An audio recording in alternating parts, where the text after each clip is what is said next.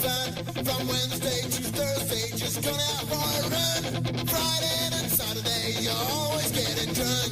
And Sunday, you stay at home and never go to church.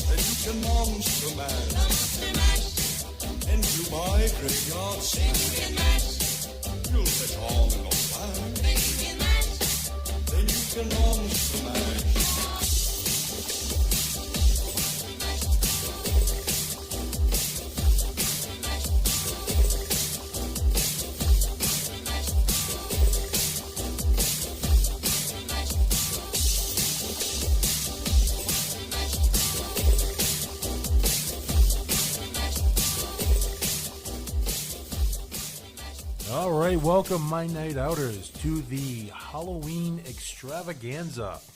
The song you just heard coming in was originally by Bobby Pickett, remix done by Rolly Rowe out in New York City. And I got to say, first off, if you could message me to let me know if you heard the whole song or if it was a little bit off. I think we may or may not be having technical difficulties on this side, but we just got to make sure. As usual, as always, in studio, we have Tony Jones with me, and no guests because, well, actually, thankfully, because Mr. Jones has been laying waste to the room. I'm not going to lie. It's a bit on the... gamey side. Odorous? Odiferous. Quite on the odiferous Pungent side. So, once again, like I said, this is a Halloween, not 24 hours away. Well, it's supposed to be trick-or-treaters, but most of them are going out, well, tonight, but around here it's raining, so this can be your soundtrack because I'm going to talk as little as I possibly can. I do got to get a few things out to you, and I definitely have quite a few bones to pick and things to talk about. But right now I'm a little bit flabbergasted because Tony's been killing me for the last almost 2 hours at this point. So, now, if you listen to the Tony Jones show, you heard us talking about... And let's face it, who doesn't? Of course. He is the number one show on RI Free Radio, and coincidentally, he kind of runs the radio show, radio station, so it's kind of his show. But in a close second, well, I'm going to say, at least for the Sunday Live crew, I'm in a close second. If you know why I'm laughing, it's because, there's only 2 shows that record live on a Sunday. So I want to thank you all for listening, definitely making me a part of your Halloween soundtrack. If you're at a party right now, or if you're just getting ready to go out, put it on in the background. I'm going to be talking about a few things tonight which interest me.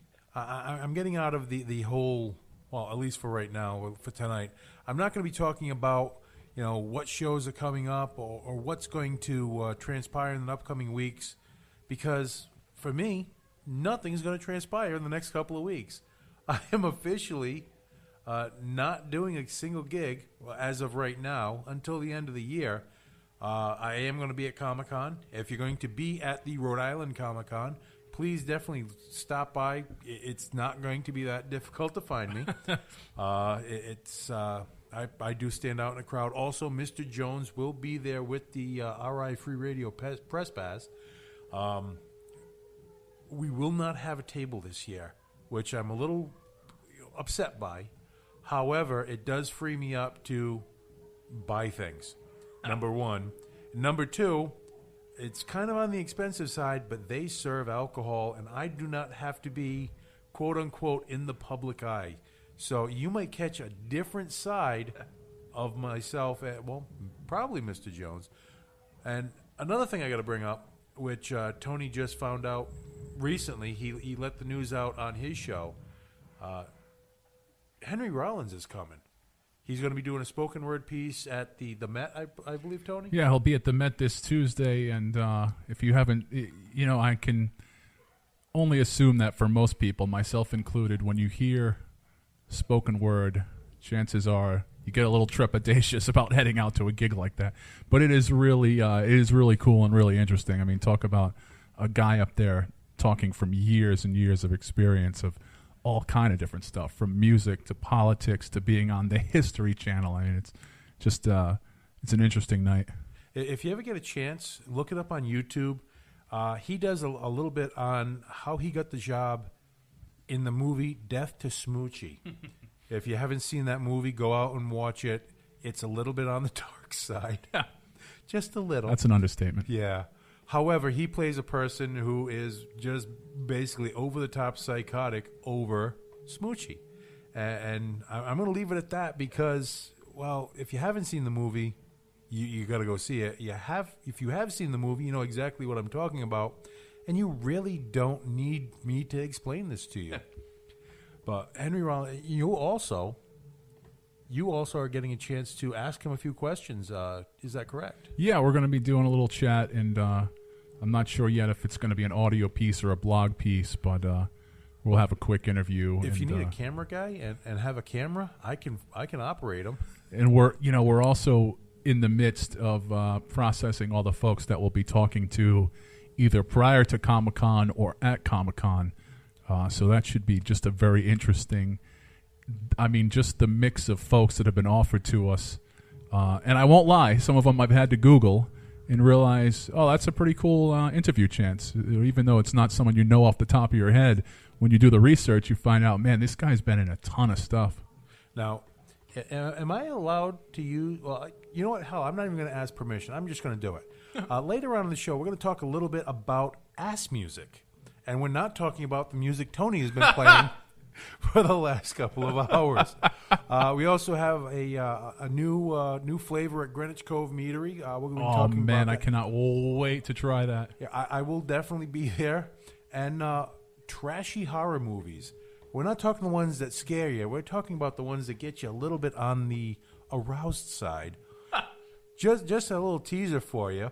But for now, and you're going to notice, this week I'm playing national acts. I'm playing things that everybody's heard because it's a party night. And as much as I really love playing all the local bands, whenever I'm actually DJing at a gig with all the local bands, I play all the national acts. So it's going to be one hand washes the other kind of a night. Now, how much music do you have access to at this point? In front of me, I have, I want to say 16,000 songs in my laptop. That's awesome. I have a 3 terabyte hard drive packed in one of my cases over there against the wall. And I'm on a live server, which is an actively updated almost hourly, which is an unlimited source, and I do have internet access with my phone, so I can download any song you want. And, I think that's one of the questions I want to run by Henry Rollins, because he's also a radio guy. When he's not busy on tour, he does a live radio show and then puts that up in podcast. And, I mean, he must just have access to anything you can think of. How do you whittle that down to an hour program?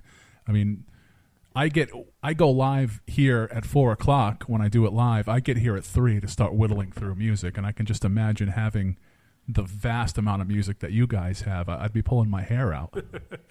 Honestly, you pick the first song and you base it all off of that. That's how I do it, and it does take me almost all week to figure out what songs I'm going to play. Whatever one pops into my head, and I branch it off from there.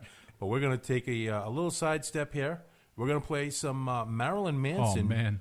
Marilyn Manson is doing a remake on a song done by Screamin' Jay Hawkins back in the 40s and 50s. It's probably one of the most covered songs in the world. And it's called I Put a Spell on You. We'll be back in a minute.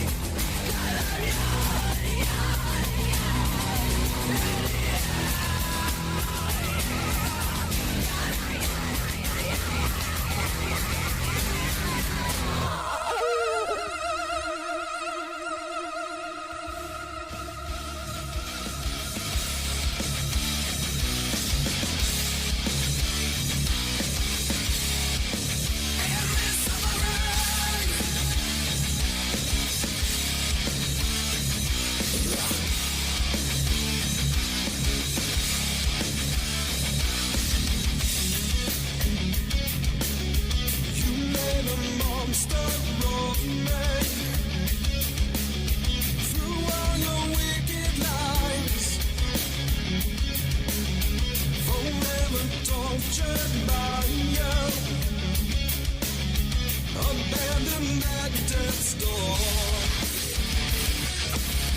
Until I say no more, don't look away. You're just a phone, a regret of mine. And when you won't, just look away. You're just a phone, a regret of mine. Erasing now. You made a rock star of me. Gave me this wicked life. Paid to be tortured by you.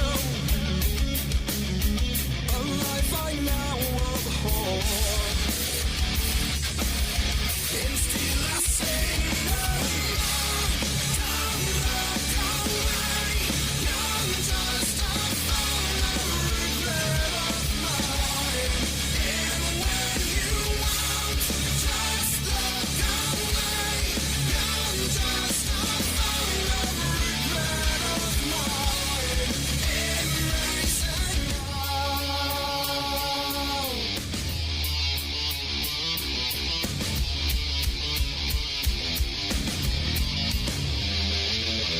Think of all the vision in your mind. Think of encounter with it. Think of all the vision in your little twisted said right or said. Think of all the vision in your mind. Think of encounter with it. Think of all the vision in your little twisted said mind. When you won't, don't look away.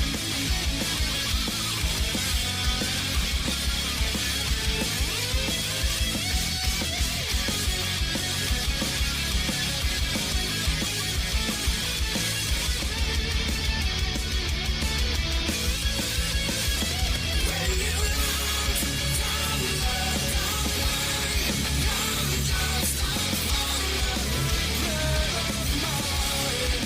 And when you won't, just look away.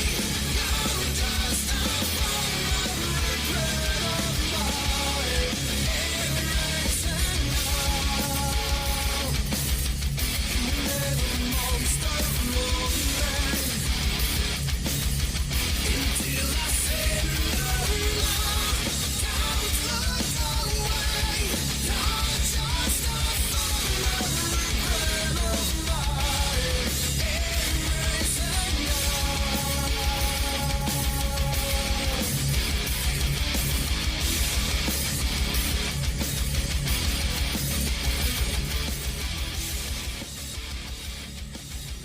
All right, my night outers. By the way, if you want to be part of this show, if you'd like to get your word out there, if you want to talk about upcoming events, you want to get some music on the air, hit me up at an email, MyNightOut Radio, all one word, MyNightOutRadio at Verizon.net.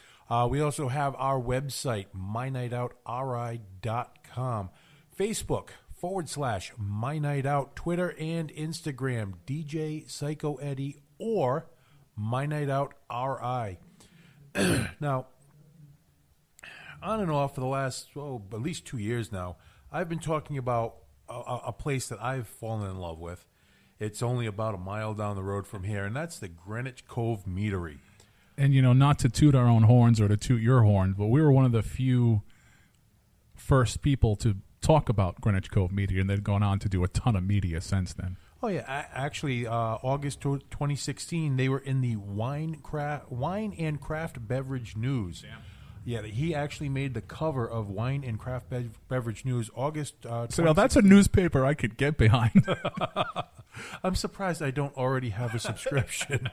If you've been listening at all, you know I definitely like to imbibe in the alcoholic spirits. Also, I like to get out, and we actually did a meet and greet and a networking night at the Greenwich Cove Meadery. Now, they just announced yesterday, about 1 o'clock in the afternoon, they announced they are now releasing a new flavor called Golden Ghost. Sounds awesome. Well, now, I've talked about many of his flavors before. Now, he has an orange mead, which is, obviously, by the name, you can pretty much figure out it's made with oranges. He has a cinnamon, which is called Cinnamite, and he has a ghost pepper mead called Dragon's Breath.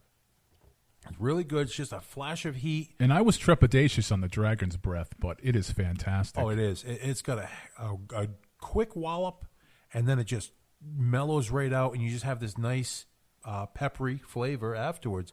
And I know it sounds corny, but it is. You can use wine terms to describe what he's making because it is a honey wine. Now, and I think after the Dragon's Breath, if you get pulled over on the ride home, when they ask you to blow into the little plastic thing there, you're just going to melt the tip right off of it and get out of your DWI. Well, you might melt the tip, and afterwards the TP might catch fire. Just going to throw that out there. However, another thing that I definitely wanted to bring out, Rob's a good friend of mine, and even I didn't know this until just yesterday. They are now open 3 days a week. Thursdays from 3 to 7, Saturdays 1 to 5, Sundays 1 to 5. So, I'm thinking I would definitely have to stop there once or twice before we do a recording, just so we can do an on-air taste test. And if I remember, traditionally they'll ramp up those hours a little bit towards the holidays. Yeah, he does have a private event, or at least he's posted a private event November 6th of this year. So obviously he won't be open for that, but if you want to do a private event with him, I know he's worked with us quite well.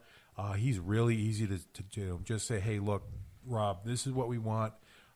Can you do it? And, yes or no. And he'll work with you at any step of the way. And actually, it's getting towards the time to think about booking the Rhode Island Free Radio holiday potluck, which we used to have, or we did in the past have at Manchester 65, which, no longer exists. Yeah, Manchester 65 is gone. However, I'm pretty sure if we do the potluck over at Greenwich Cove Meadery, now, if you remember at the last networking night, I fed Rob. And I know my wife's a good cook, and I take that for granted sometimes. And Deb, if you're listening, I'm admitting this on air. How much more can I say? My wife made, for me or for us, is really simple: chicken parm, some pasta, and some garlic bread. You might have thought we handed Rob a steak the size of my head, and honestly, I mean, I can't say enough about the guy. He's a great guy. He takes care of us every time I've ever been there. He gets amnesia when he starts ringing you out sometimes if you go there quite a bit. And if you go there for a tasting, especially on Thursdays, he is very theatrical. He is very over the top. And just to actually watch him associate and interact with customers, he can read them very well. And he can go everywhere from a very stern, sullen businessman to, let's call him a little over the top. He's very, very theatrical. Great guy. But I'll stop there. Definitely want to check out Greenwich Cove Meadery. But when we come back, we're going to take a little break. When we come back, we're going to talk about, one of my favorite movies, especially this time of year, the Rocky Horror Picture Show. Yes. Now, little side note to that, there was a remake of it, which some people liked, some people did not. I'll tell you about that. Also, I actually went out, and most people don't know this, there is a sequel. It's like a kind of skewed sequel. What happened to them after the Rocky Horror Picture Show? After, the dust had settled and they moved on in their life and they were married, and it's definitely something you want to talk about, see. But we'll talk about that in just a little while. We're going to take some songs actually out of the soundtrack from the Rocky Horror Picture Show. We're going to leave here with one of the earlier songs, probably the fourth song on the soundtrack. It's called Time Warp. We'll be back in a minute.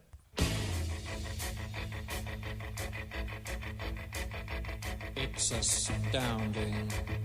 Time is fleeting.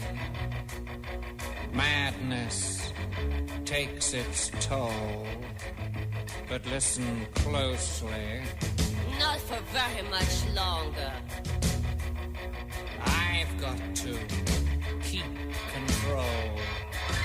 I remember doing the time war, drinking those moments when the blackness would hit me and the void would be calling.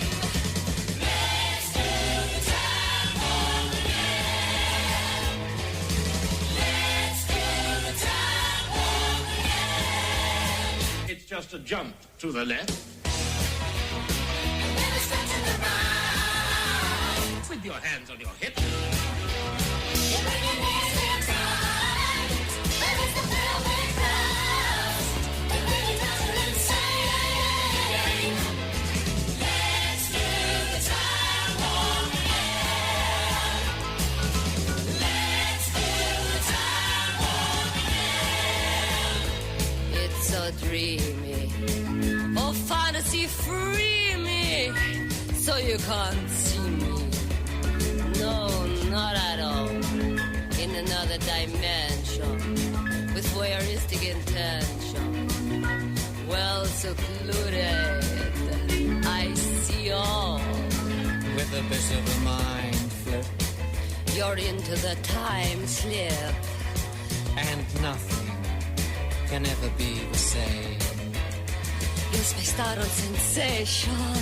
Like you're under sedation. Let's do the time war again. Let's do the time war again.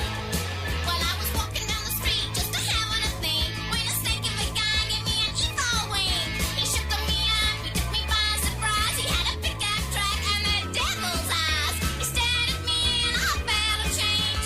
Time and nothing ever would again. Let's do the time war again. Let's do the time war again. It's just a jump to the left. With a step to the right. With your hands on your hips. You bring your knees in tight. There is a velvet crust. It really does it insane. Let's do the time war again. Let's do the time war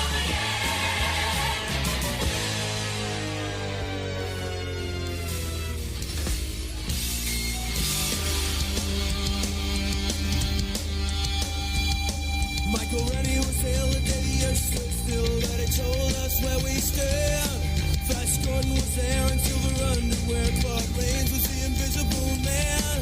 Ain't something went wrong with Ray and King Kong. They got caught in a cellular jail and had a deadly pace to keep from outer space. And this is how the message ran. Science fiction, double feature. Dr. X will build a creature. See androids fighting. Brad and Janet and Francis Tarzan. Forbidden Planet. At the late night double feature picture show. I know Leo DiCaro was over a barrel. A tarantula took to the hills. And I got really hot when I saw Jeanette Scott fight a triplet that's been poison and pills. Dana Andrews and Bruins gave him the runes. And passing the news lots of scales. And the worlds collide, such a crowd who was right. I'm gonna give you some terrible thrills. Like a science fiction double feature. Dr. X will build a creature. See androids fighting.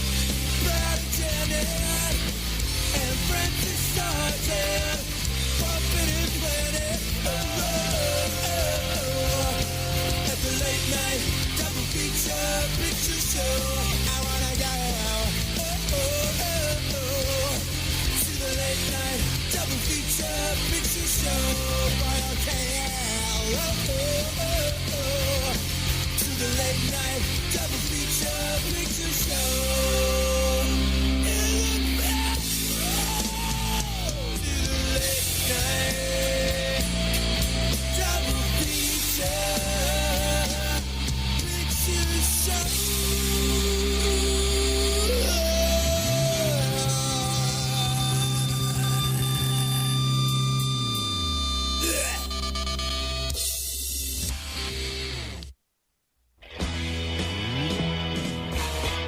you do I see you've met my faithful handyman? He's just a little brought down because when you knocked, he thought you were the candy man. Don't get strung up by the way I look. Don't judge a book by its cover. I'm not much of a man by the light of day, but by night I'm one hell of a lover. I'm just a sweet transvestite from transsexual Transylvania. Let me show you a rhyme and maybe play you a sign. You look like you're both pretty groovy. Or if you want something visual that's not too abysmal, we could take in an old Steve Reeves movie. I'm glad we caught you at home. Could we use your phone? We're both in a bit of a hurry. Right. We'll just say where we are, then go back to the car. We don't want to be any worry. Well, you got caught with a flat world. How about that? Well, babies, don't you panic. By the light of the night, it'll all seem all right. I'll get you a satanic mechanic. I'm just a sweet transvestite from transsexual Transylvania. Why don't you stay for the night? Right. Or maybe a bite. Right. I could show you my favorite obsession. I've been making a man with blonde hair and a tan, and he's good for relieving my tension. I'm just a sweet transvestite from transsexual Transylvania. Hey, I'm just a sweet transvestite from transsexual Transylvania.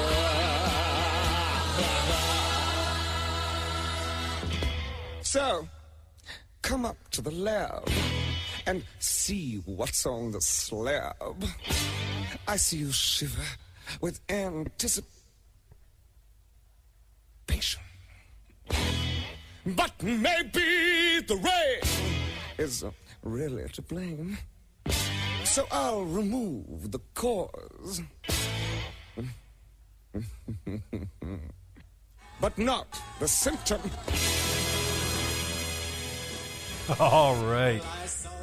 That was the Rocky Horror Picture Show soundtrack, Sweet Transvestite, as sung by Tim Curry.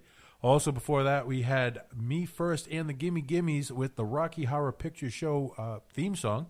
And we started off that three-pack with Time Warp. Tony did have to break out the rubber hose. I did forget. Last break, we had Marilyn Manson, I Put a Spell on You, followed by Disturbed, Monster.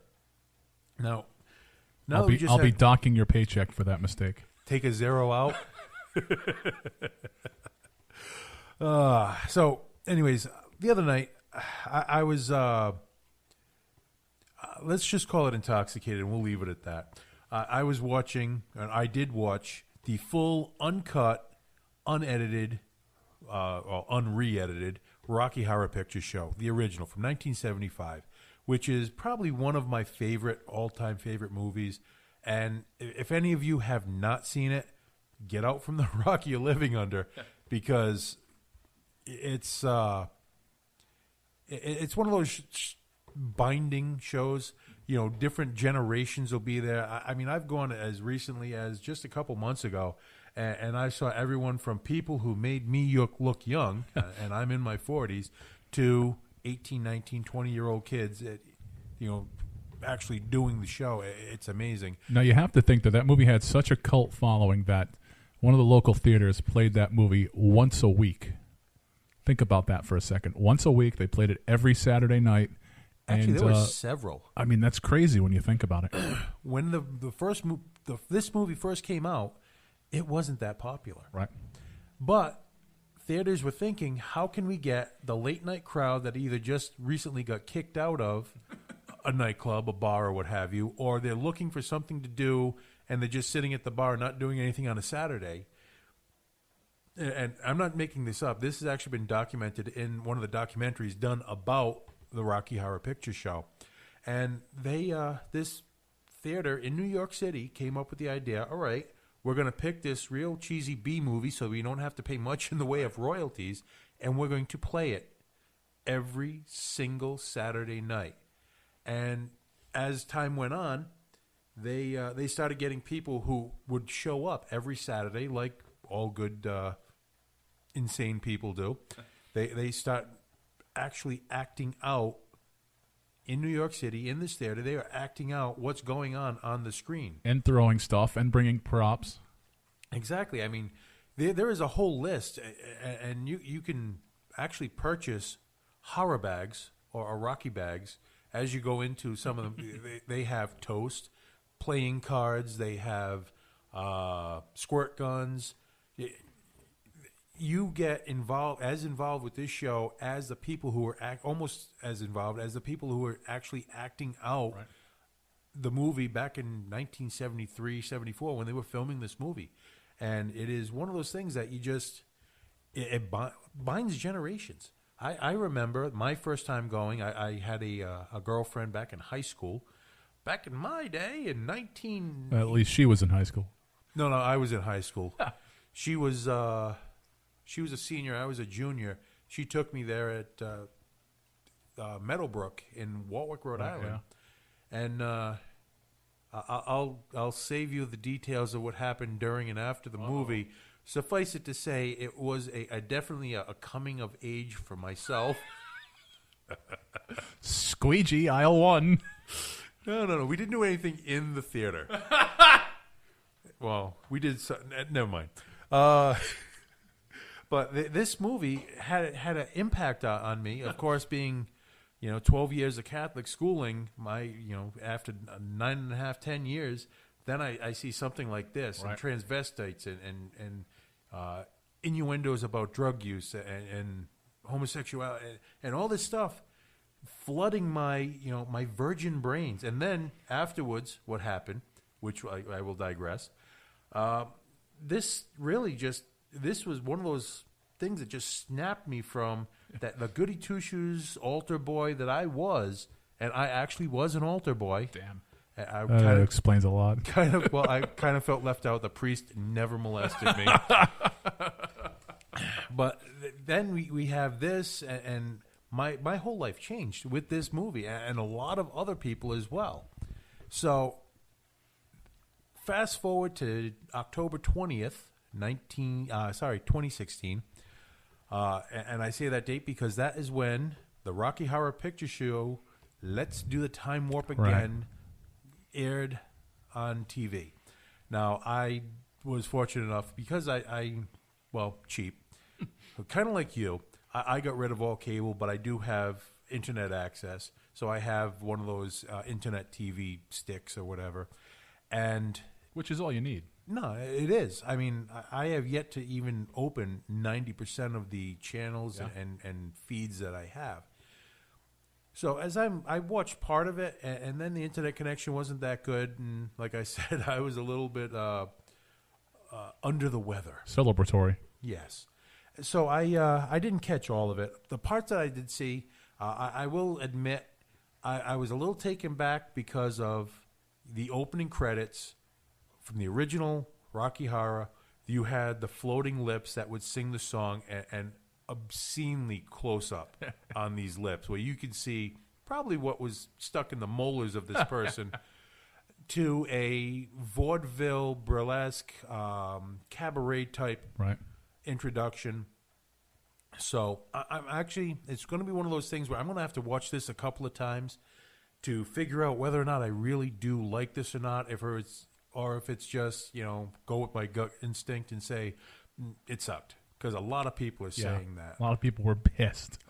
But again, you're dealing with a cult classic, and you have people who were not originally in it.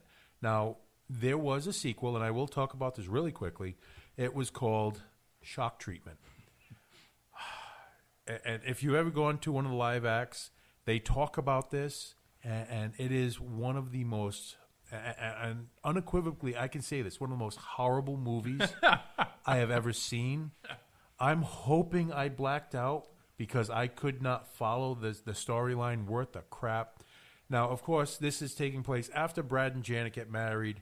Of course, after the whole Rocky Horror Picture Show, and most of the cast was in it, except for Susan Sarandon, and I can't even think of his name right now, but the guy who played Brad. And yeah, it was just horrible. It was an hour and 40 minutes of my life I'll never get back.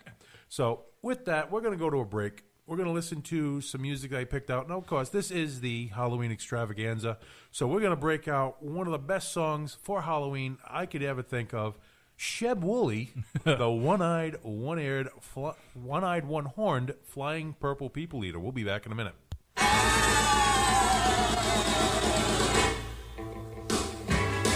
Well, I saw the thing coming out of the sky. It had a one long horn and one big eye. I commenced to shaking and I said, ooh-wee. It looks like a purple people eater to me. It was a one-eyed, one-horn flying purple people eater. One-eyed, one-horn flying purple people eater. A one-eyed, one-horn flying purple people eater sure looks strange to me. One-eyed. Really came down to earth and he lit in the tree. I said, Mr. Purple People Eater, don't eat me. I heard him say in a voice so gruff, I wouldn't eat you 'cause you're so tough. it was a one-eyed, one-horn flying purple people eater. One-eyed, one-horn flying purple people eater. One-eyed, one-horn flying purple people eater sure looks strange to me. One-horn. I said, Mr. Purple People Eater, what's your line? He said, eating purple people and it sure is fine. But that's not the reason that I came to land.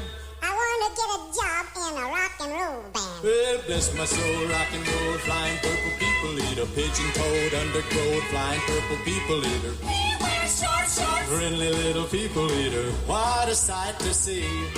And then he swung from the tree and he lit on the ground and he started to rock, really rocking around. It was a crazy ditty with a swinging tune. Sing a bop bop a boop a lap a loom bam boom. Well, bless my soul, rock and roll, flying purple people eater. Pigeon-toed, undergrowth, flying purple people eater. I like short shorts. Flying purple people eater, what a sight to see. Purple people. Really went on his way and then what do you know? I saw him last night on a TV show. He was blowing it out, really knocking him dead. Playing rock and roll music through the horn in his head.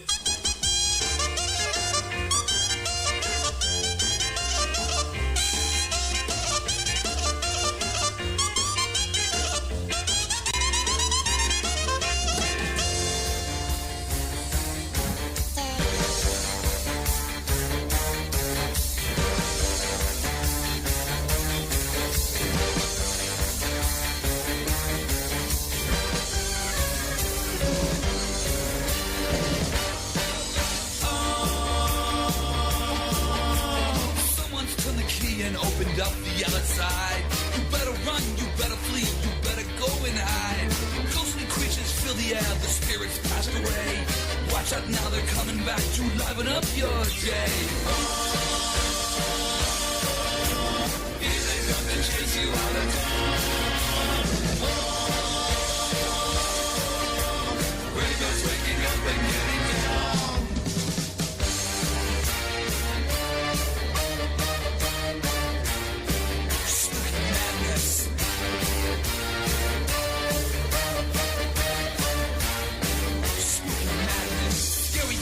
Racing all across your little mind. All the supernatural fears you never thought you'd find. Your nightmares come to life and it's planning to stay a while. You better grin, you better bet, you better crack a smile. All the dead are flying on parade. I think it's time for you to be afraid. Don't you think? It's time to be afraid.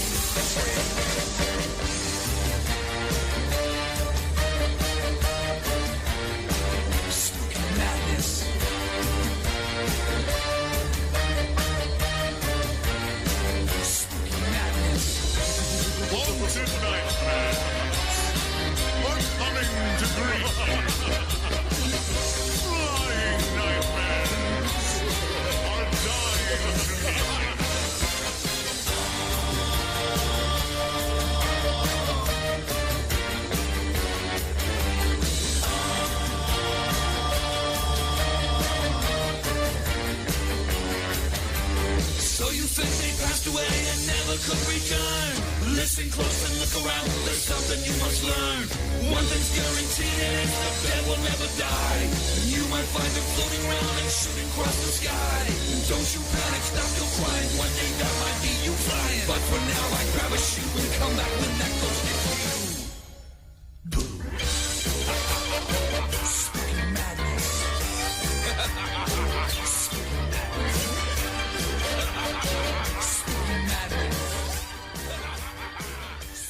All right, my night outers. That was Big Bad Voodoo Daddy.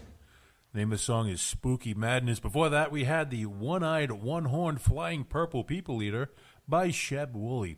Now, I'm going to hit two topics really quick because, well, we're kind of running low on time. First off, we're going to talk about a little ass music. We're not talking about Tony Jones's flatulence. We're talking about a painting that was studied a little too tightly by a Oklahoma University, Oklahoma college student named only as Amelia. Of course, if you're an art fan, you know who Hieronymus, hopefully I got that somewhat right, Hieronymus Bosch, B-O-S-C-H. It's a 500-year-old painting. It's actually a triptych painting called The Garden of Earthly Delights. It's been posted to Tumblr. It's been posted a lot of places. I'm catching this actually off of dangerousminds.net. Somewhere on this triptych, on this painting, there is a depiction of what hell is like.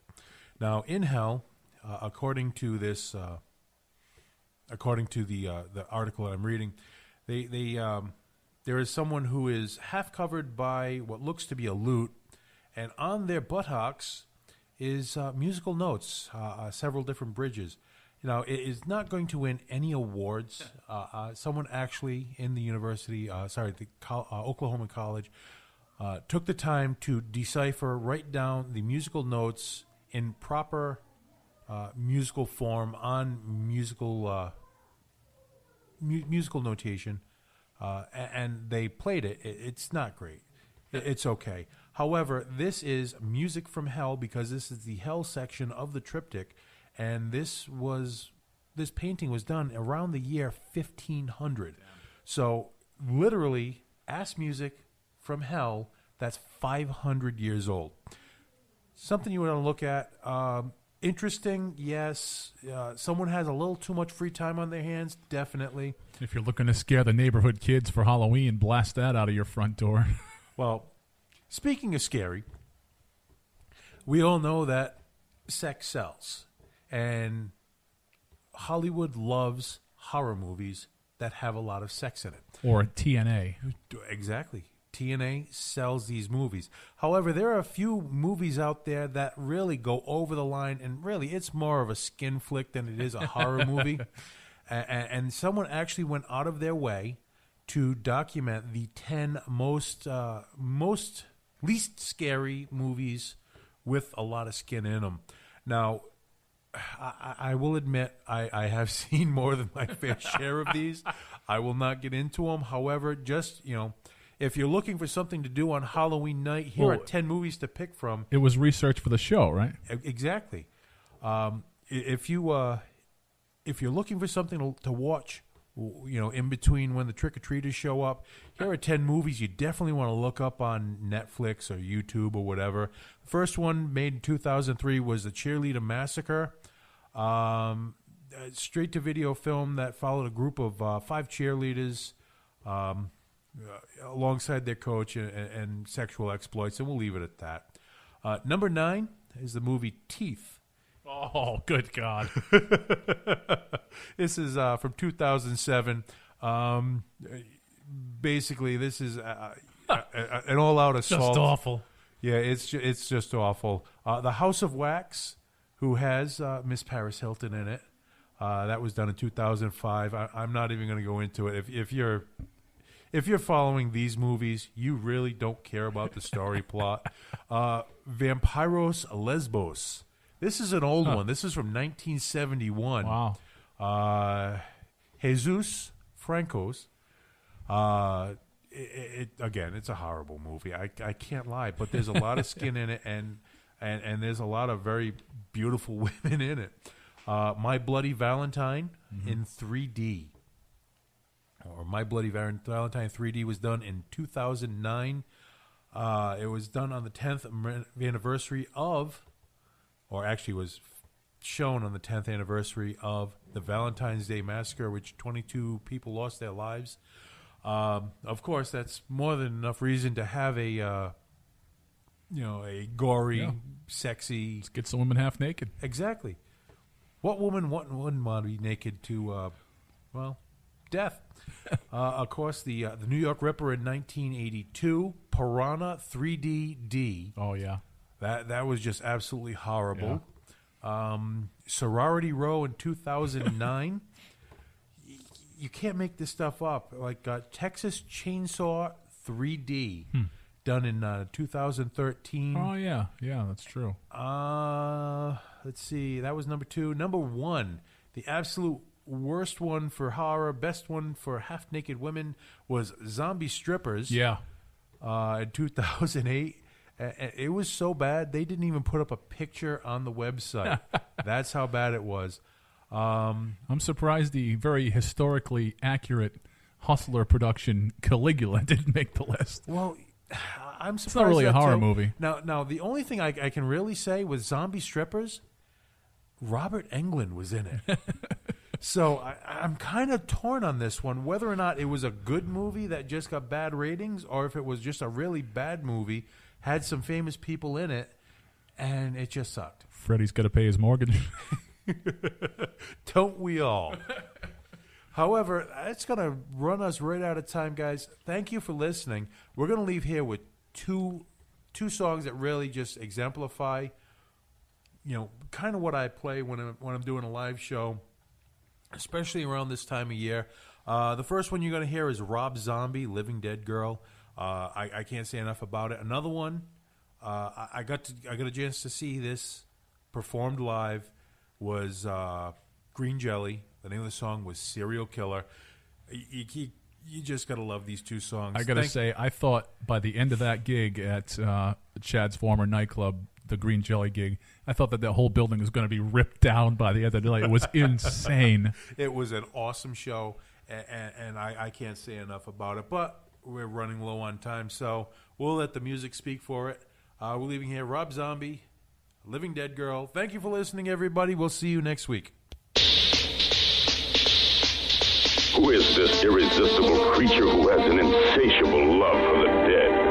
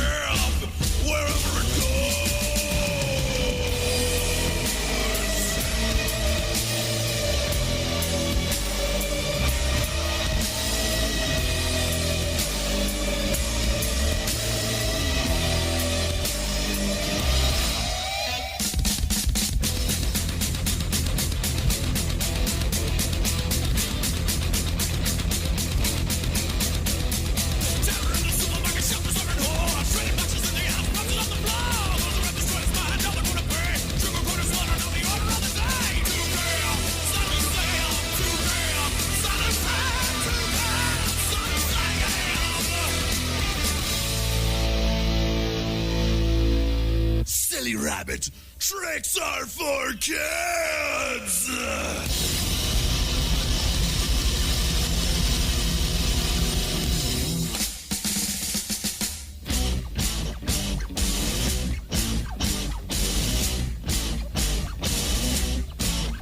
Follow your nose. It always knows the flavor of death. Wherever it goes.